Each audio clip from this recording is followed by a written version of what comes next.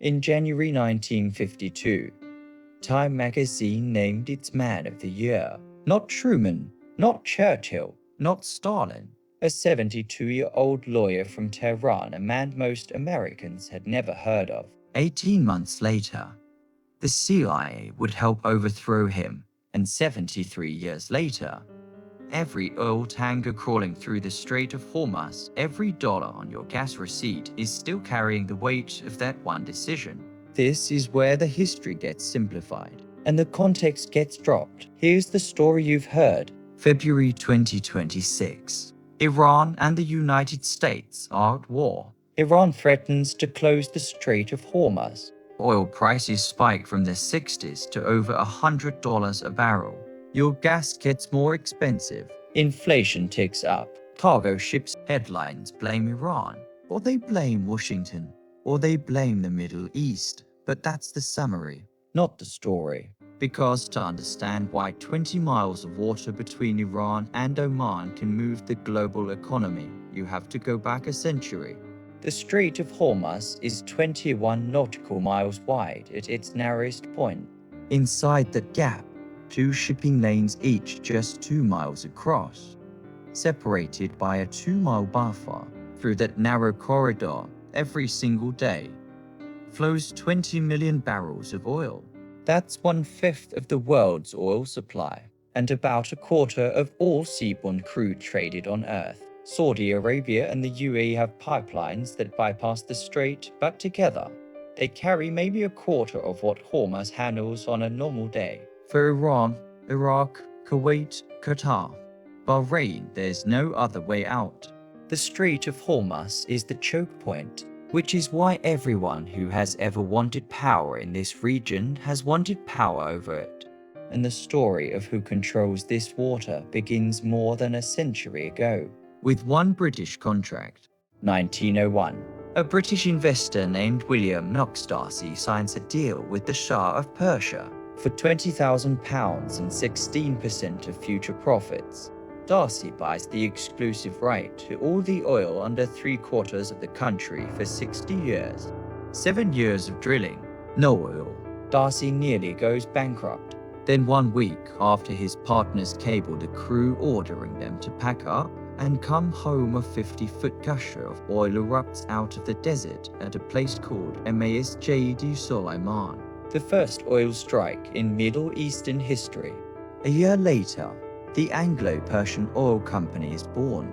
In 1914, the British government buys 51% of it making oil, and Iran, a matter of imperial state policy. Here's the part that gets cut. By 1948, Britain was earning more from taxes on the Anglo-Iranian Oil Company than Iran was earning from the oil itself. For 40 years, under a contract signed by a king most Iranians hadn't elected, the wealth of a nation flowed out of Iranian soil and into British pockets. That's the context most of what follows doesn't make sense without. In 1950, across the Gulf, something shifts. Saudi Arabia and the American oil company Aramco sign a new deal, 50-50 profit split. Iran watches. Iran wants the same. Britain says no. In March 1951, Iran's pro-Western prime minister, who'd been blocking nationalization, is assassinated. 8 days later, Parliament votes to nationalize the oil industry. Unanimous. The man who leads the movement is Mohammad Mossadegh, a lawyer, an aristocrat, a lifelong constitutionalist.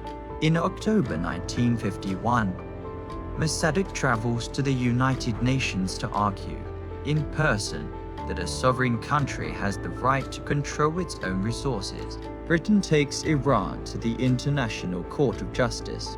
The court rules against Britain, so Britain changes strategy. A total oil embargo. Iran's sterling accounts in London frozen. The plan: strangle the economy until Mossadegh falls. He doesn't fall. And that's when London picks up the phone to Washington.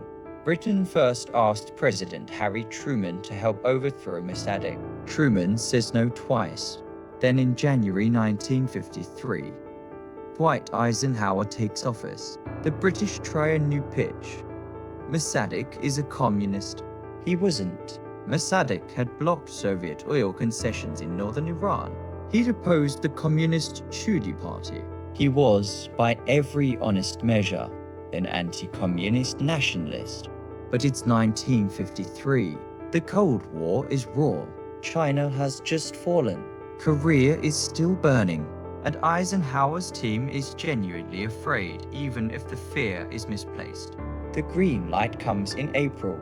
The operation is called Operation Ajax, run out of a basement in Tehran by a soft-spoken American named Kermit Roosevelt, grandson of President Theodore Roosevelt.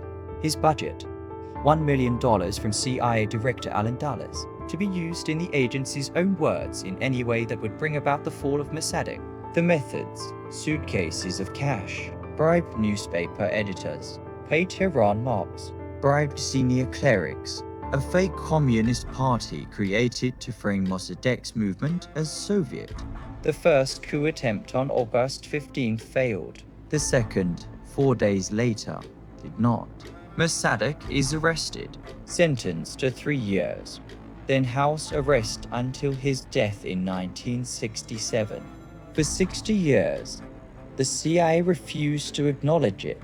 In August 2013, on the coup's 60th anniversary, the agency finally released its own internal history, confirming, in its own words, that the overthrow of Iran's elected government was carried out under CIA direction.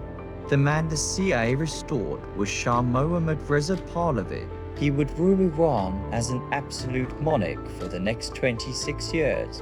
The Shah's Iran was two countries at once.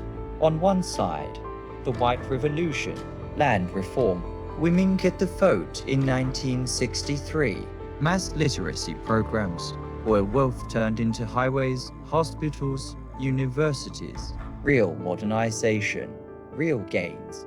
On the other, SAVAK, the Shah's secret police, founded in 1957 with help from the CIA and Mossad. Torture, political prisoners, thousands imprisoned for opposing the throne. Under Nixon, Iran becomes what historians call the pillar of American Gulf strategy, the regional enforcer. American arms sales to Iran rise from $100 million in 1970 to over $500 million by 1972. And then 1978. Protests begin. By January 1979, then nationwide, the Shah flees. Ayatollah Khomeini returns from exile in Paris. The monarchy collapses. The Islamic Republic is declared. In November, Iranian students storm the US embassy, the same building where the 1953 coup had been staged. 52 Americans are held for 444 days. Then came 1980, and everything that followed. What follows, almost everyone knows without seeing the thread.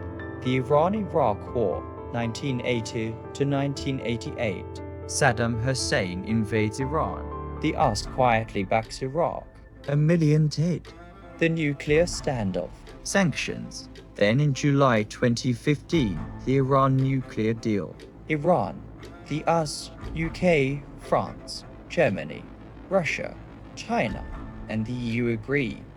Iran limits its nuclear program.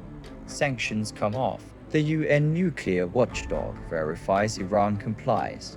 May 2018, the United States withdraws. The deal collapses from the American side. Iran begins enriching again. The pressure compounds. February 28, 2026.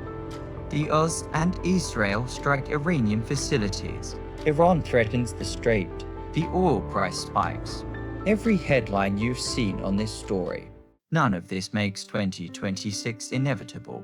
History isn't a script, but it means the story we keep telling, that this is a Middle East problem, or a religious problem, or an Iran problem, misses something.